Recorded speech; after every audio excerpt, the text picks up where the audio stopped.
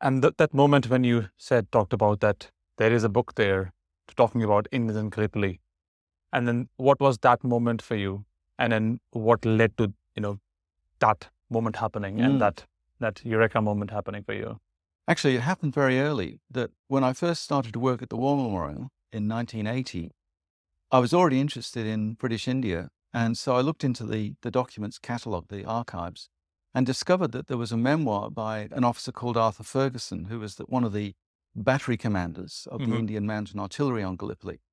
And he wrote a very interesting and lively and informative memoir of his battery's time on Gallipoli. And it was when I read that I realized that there was a story that needed to be told here.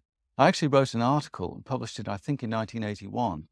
And then it took from 1981 till 2015, when the book came out, to make it happen. But in the meantime, I kept collecting material. I went to London. I happened to be in London.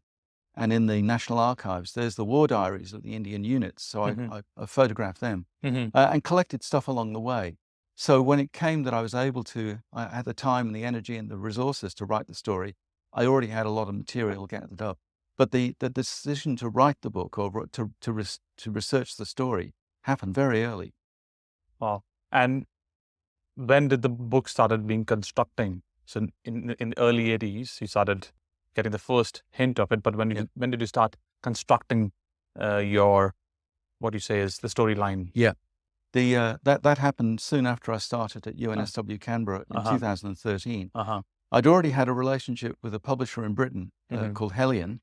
They'd published the memoir of a friend of mine, a Welshman who'd served in the West Indies, of all places, in the 1950s, and had, in the meantime, sadly gone blind.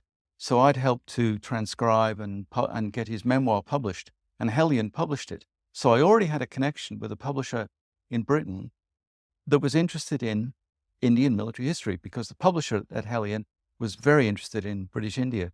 And so it actually only took one email to Duncan Rogers to say, I know we've published this book about the West Indies, but I've got an idea for a book about Indians on Gallipoli, which no one has ever done before. And we might talk about that, why they haven't.